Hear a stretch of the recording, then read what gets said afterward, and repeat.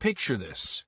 You're walking through downtown Lincoln, Nebraska, doing your late-night grocery run, maybe grabbing a coffee, living your normal city life.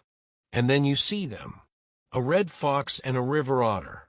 Not in a nature documentary. Not at the zoo. Right there on the sidewalk, casually strolling through the city like they own the place. This isn't some Disney movie. This is real life. And it's happening more and more across America. Before we dive into why this is terrifying and fascinating at the same time, smash that like button and subscribe, because what I'm about to tell you is going to change how you see your own neighborhood forever. On the night of January 9th, 2025, security cameras in Lincoln, Nebraska captured something that stopped wildlife experts dead in their tracks. A red fox and a North American river otter were spotted together, moving through the city streets in the middle of the night. Now, if you're thinking, okay, so what, animals wander into cities all the time, you're missing the point entirely. These two species, they don't hang out together. They don't share the same habitat.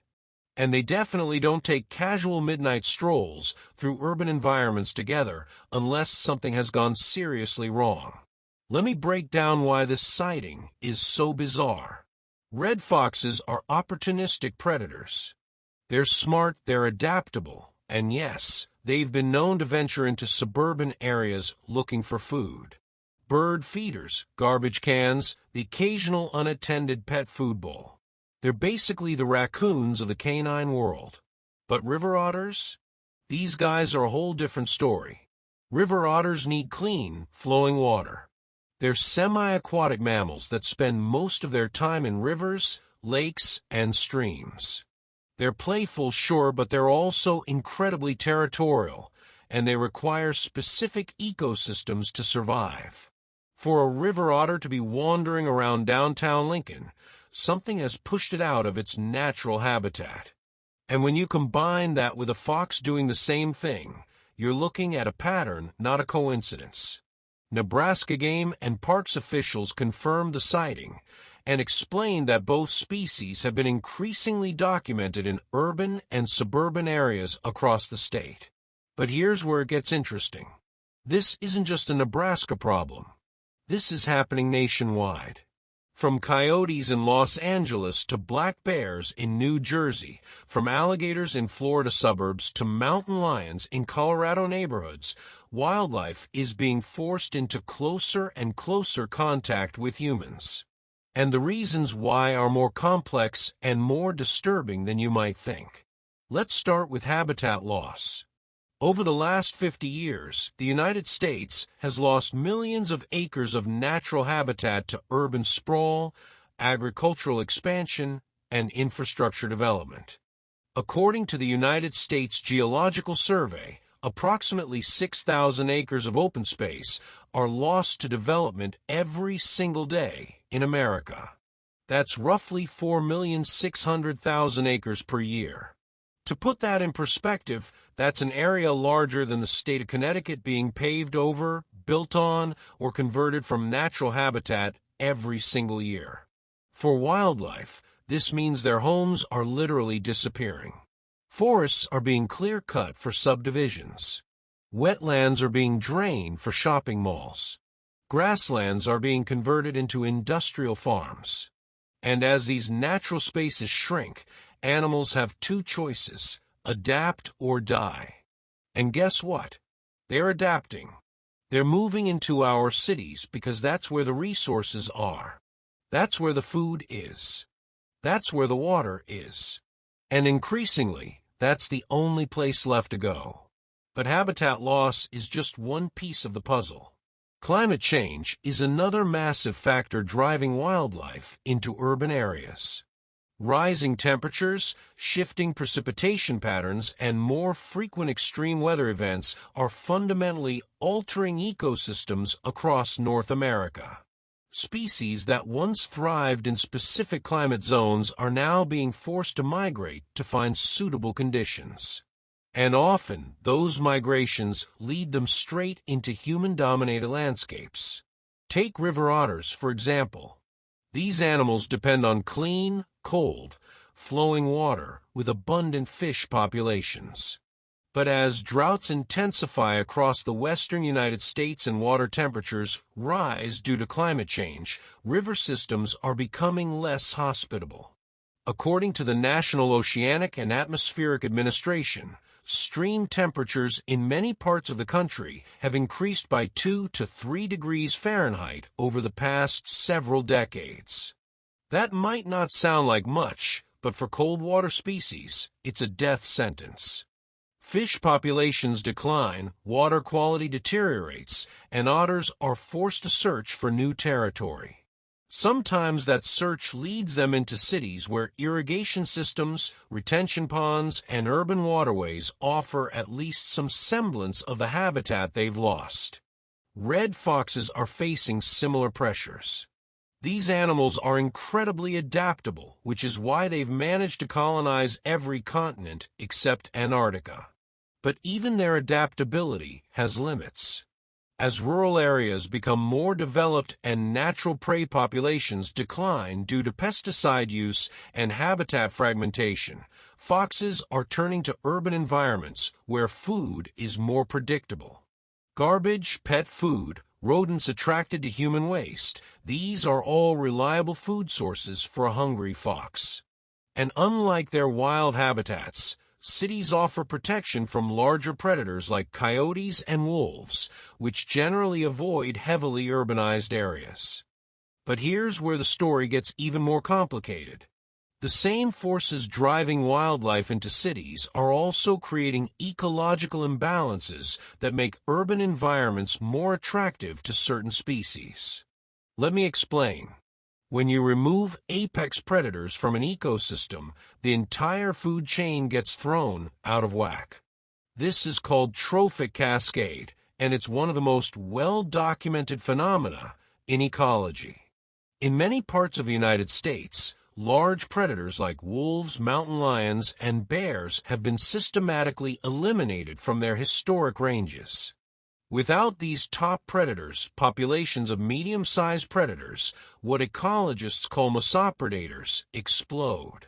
We're talking about coyotes, raccoons, possums, and yes, foxes. These animals thrive in the absence of larger predators, and they're particularly good at exploiting human-modified landscapes.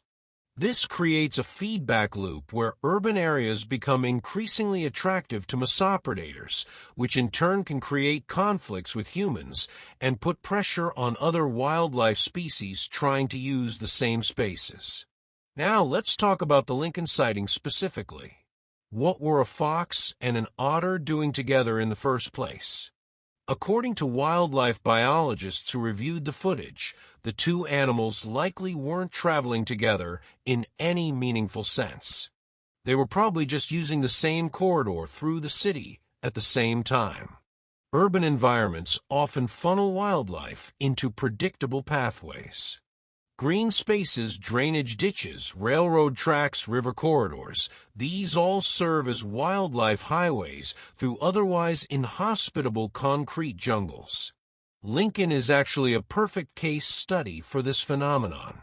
The city is bisected by several creek systems, including Antelope Creek and Salt Creek, which flow directly through downtown and surrounding neighborhoods. These waterways provide natural corridors for wildlife movement, connecting rural areas to the east and west of the city. For a river otter, following these creek systems into urban areas makes perfect ecological sense, especially if upstream habitats have become degraded, or if the animal is a young male searching for new territory. The red fox, meanwhile, was likely attracted to the same green spaces and riparian areas that the otter was using. Foxes are crepuscular and nocturnal, meaning they're most active at dawn, dusk, and during the night. This allows them to move through urban areas with minimal human contact. They're also incredibly intelligent and can learn to navigate city streets, avoid traffic, and exploit resources like dumpsters and compost bins. In many cities, red foxes have established semi-permanent populations in parks and green spaces, venturing into more developed areas primarily to forage. But here's the million-dollar question. Is this a problem? Should we be concerned about wildlife moving into our cities? The answer is complicated. On one hand, the presence of wildlife in urban areas can be seen as a positive sign. It suggests that at least some species are successfully adapting to human-dominated landscapes. Cities with robust wildlife populations often have better air quality, more green space, and healthier ecosystems overall. Birds, small mammals, and even larger predators can provide valuable ecosystem services like pest control, seed dispersal, and nutrient cycling. On the other hand, wildlife in cities creates real risks and challenges. For the animals themselves, urban environments are dangerous. Vehicle strikes are one of the leading causes of death for urban wildlife. According to the Federal Highway Administration, between 1 and 2 million large animals are struck by vehicles in the United States every year, with countless smaller animals also killed on roadways. Urban wildlife also faces increased exposure to toxins, including rodenticides, pesticides, and heavy metals. They're more vulnerable to disease transmission, both from domestic animals and from the stress of living in close proximity to humans. And they often suffer from reduced genetic diversity when urban populations become isolated from rural counterparts. For humans, wildlife in cities brings its own set of concerns. There's the obvious risk of conflict. Foxes can prey on small pets. Otters can be aggressive if cornered or if they're protecting young. Rabies, distemper, and other zoonotic diseases can be transmitted from wildlife to domestic animals and occasionally to humans. Property damage is another issue. Otters can decimate ornamental fish ponds. Foxes can dig up gardens and lawns. And then there's the psychological impact. Not everyone is comfortable sharing their neighborhood with wild predators, no matter how small. But before you start panicking and calling animal control, let's get some perspective. The reality is that most urban wildlife interactions are completely harmless. The vast majority of foxes, otters, coyotes, and other animals want nothing to do with humans. They're not aggressive. They're not looking for confrontation. They're just trying to survive in a world that's becoming increasingly inhospitable to them. The best thing we can do, in most cases, is leave them alone. That said, there are smart ways to coexist with urban wildlife, and there are dumb ways. Let's start with what not to do. Never, ever feed wild animals. I don't care how cute that fox looks or how much you want to help. Feeding wildlife habituates them to human presence, makes them more likely to approach people, and can create dangerous situations. It's also illegal in many jurisdictions. Secure your garbage. Use wildlife-proof containers or keep trash inside until collection day. Remove outdoor pet food and water dishes at night. If you have a bird feeder, clean up spilled seed regularly because it attracts rodents, which in turn attract predators. If you have pets, keep them supervised when they're outside, especially at dawn, dusk, and nighttime when wildlife is most active. Small dogs and cats are vulnerable to predation by coyotes, foxes, and even large birds of prey. And if you encounter wildlife in your neighborhood, give them space. Don't approach, don't try to touch them, and definitely don't corner them.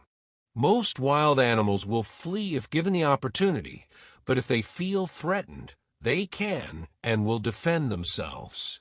Now let's talk about what we should be doing on a larger scale. Because individual actions are important, but they're not enough to address the systemic issues driving wildlife into cities. We need better urban planning that takes wildlife into account. This means preserving and restoring green corridors that allow animals to move through urban areas safely. It means protecting riparian zones and wetlands within city boundaries. It means designing wildlife crossings over and under major roadways. And it means rethinking how we manage urban parks and natural areas to maximize their value for both humans and wildlife. There are cities that are already doing this successfully. Austin, Texas, has an extensive system of greenbelt trails that provide habitat connectivity across the city. Seattle has invested heavily in salmon habitat restoration within city limits, creating cleaner streams that benefit not just fish, but also otters, herons, and other wildlife. Chicago has implemented green roofs and urban prairies that support native plant and animal species. These aren't just feel-good environmental projects. They're smart investments in urban resilience and quality of life. But we also need to address the root causes of wildlife displacement. That means tackling climate change. That means protecting remaining natural habitats from development. That means supporting conservation efforts that maintain healthy ecosystems outside of cities so that wildlife doesn't have to venture into urban areas in the first place. And it means having honest conversations about how we use land, how we grow food, and how we build communities in ways that are sustainable for both humans and the other species we share this planet with. Here's something else to consider. The animals we're seeing in our cities right now are the adaptable ones. They're the generalists, the opportunists, the species that can tolerate disturbance and exploit human resources. But for every fox and otter that successfully navigates an urban environment, there are dozens of other species that can't. Specialist species, animals with narrow habitat requirements or specific dietary needs, are disappearing. And we're losing them at an alarming rate.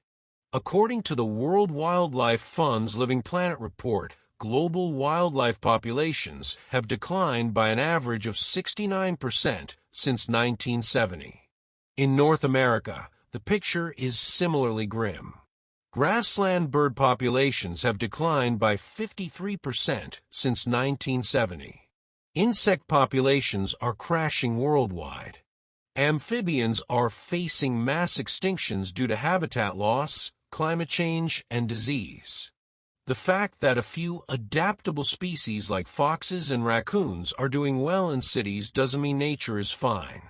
It means we're witnessing an ecological sorting process where the most vulnerable species are being eliminated and only the toughest, most flexible species remain.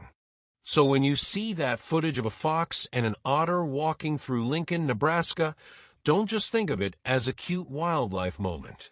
Think of it as a warning sign. These animals are telling us something. They're telling us that their wild homes are disappearing. They're telling us that the ecosystems we depend on are under stress. They're telling us that the way we're living is not sustainable. And they're asking us, in the only way they know how, to do better. Now, I want to be clear about something. I'm not saying we need to abandon cities or return to some idealized pre-industrial past. Cities are where most humans live, and when designed well, they can actually be more environmentally friendly than sprawling suburban developments. Dense urban cores mean less land consumption per person, more efficient transportation systems, and lower per capita energy use. The problem isn't cities themselves. The problem is how we build them, how we expand them, and how we manage our relationship with the natural world around them. What we need is a fundamental shift in how we think about urban environments. Instead of seeing cities as purely human spaces that occasionally tolerate a bit of nature, we need to see them as hybrid ecosystems where humans and wildlife coexist. This doesn't mean letting coyotes roam freely through elementary schools or encouraging bears to raid suburban neighborhoods. It means being intentional about creating spaces for wildlife within urban boundaries. It means understanding that a healthy city is one that supports biodiversity, not one that eliminates it. There are ecological concepts that can guide this work. Biophilic design, for example, is an approach to architecture and urban planning that seeks to connect people with nature through the built environment. This can include everything from green roofs and living walls to urban forests and wildlife corridors.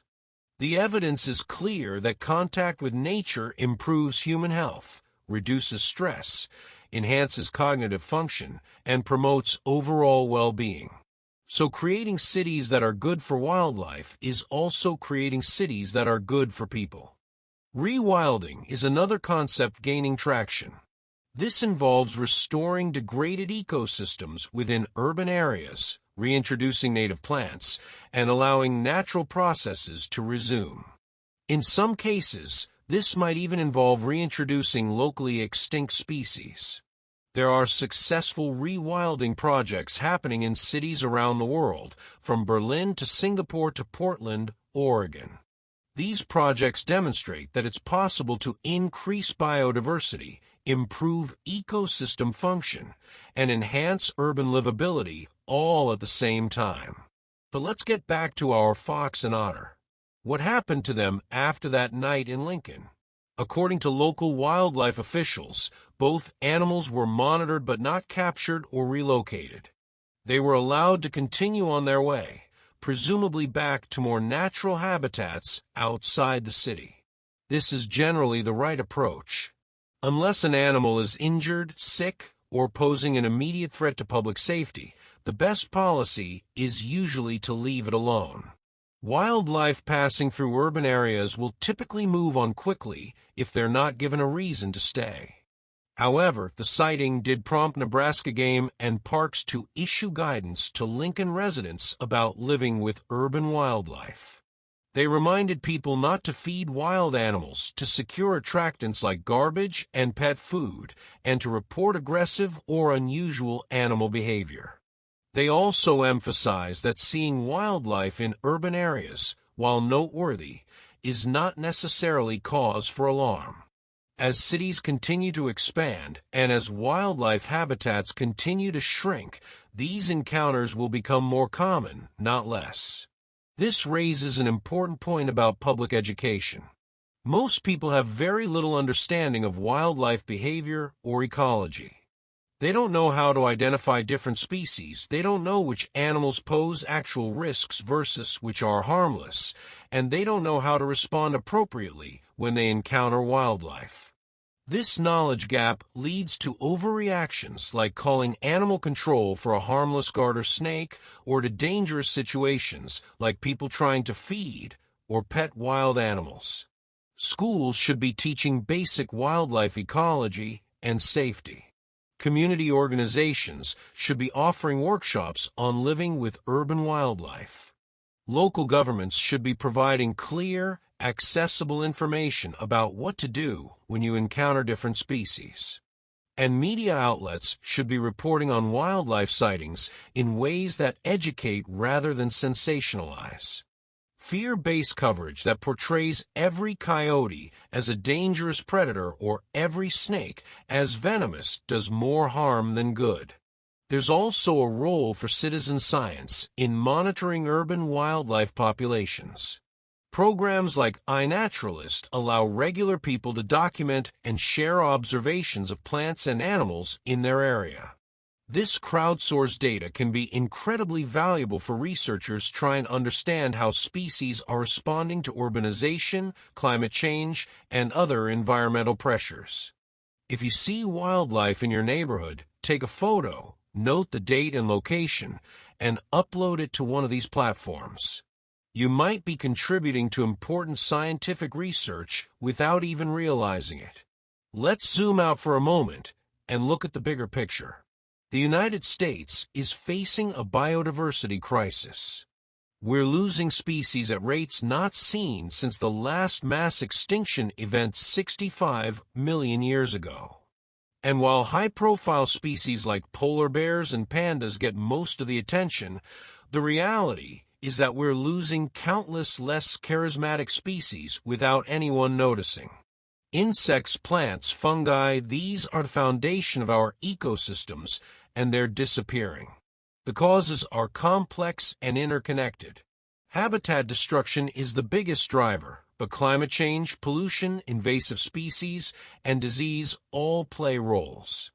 And increasingly, these factors are interacting in ways that amplify their impacts. A forest that's been fragmented by development becomes more vulnerable to drought and wildfire due to climate change. A wetland degraded by agricultural runoff becomes more susceptible to invasion by non-native species. An animal population that's already stressed by habitat loss becomes more vulnerable to disease outbreaks. What does this have to do with a fox and an otter in Lincoln, Nebraska? Everything. These animals are symptoms of a larger pattern. They're indicators of ecosystem stress. They're telling us that the natural world is being pushed to its limits and beyond. And if we don't start paying attention, if we don't start making different choices, we're going to lose more than just wildlife. We're going to lose the ecosystem services that wild nature provides. Clean air and water, pollination of crops, pest control, climate regulation, flood prevention. The list goes on and on. The economic value of these ecosystem services is staggering. According to research published in the journal Nature, the global value of ecosystem services is estimated at $125 trillion per year. That's nearly 1.5 times the global gross domestic product. And yet we're degrading and destroying these systems at an unprecedented rate, often without even realizing what we're losing. It's like burning down the factory while we're trying to maximize quarterly profits. But here's the thing, it doesn't have to be this way. We have the knowledge and the technology to live sustainably. We know how to design cities that work with nature instead of against it. We know how to produce food without destroying ecosystems. We know how to generate energy without wrecking the climate. What we lack is the political will and the collective commitment to actually do it. And that's where you come in. Every single person watching this video has the power to make a difference. You can make choices in your own life that reduce your environmental impact. You can support businesses and organizations that prioritize sustainability. You can vote for leaders who take environmental issues seriously. You can educate yourself and others about the challenges we face and the solutions that exist. You can speak up when you see nature being destroyed in your community. Are these individual actions going to solve everything overnight? No. The problems we're facing are systemic and require systemic solutions. But change starts with individuals deciding to do things differently. And when enough individuals make that choice, systems start to shift. Social movements are built one person at a time. Political pressure accumulates through countless small acts. Markets respond when consumers demand better options. So the next time you see wildlife in an unusual place, don't just snap a photo and move on. Stop and think about why that animal is there. What brought it to your neighborhood? What does its presence tell you about the state of the natural world? And what can you do in your own life and in your community to make things better? The fox and the otter in Lincoln are just two animals, but they represent millions of creatures around the world that are being displaced, stressed, and threatened by human activities. They're messengers, whether they know it or not. And the message is clear: we need to change course. We need to rethink our relationship with nature. We need to build a future where humans and wildlife can both thrive. This isn't some far-off, abstract problem that future generations will have to deal with. This is happening right now in cities and towns across America and around the world. The choices we make in the next few years will determine what kind of planet we leave for our children and grandchildren. Will it be a planet where foxes and otters only exist in zoos and nature documentaries? Or will it be a planet where these animals still have wild places to call home, where ecosystems remain intact, where biodiversity flourishes? The answer depends on us. All of us. and the time to act is now. Before you go, make sure you've hit that like button and subscribe to the channel because we'll be covering more stories like this. Stories about the intersection of human society and the natural world. Stories that matter. Drop a comment and let me know what wildlife you've seen in your area and whether you think we're doing enough to protect it. Thanks for watching, and I'll see you in the next video.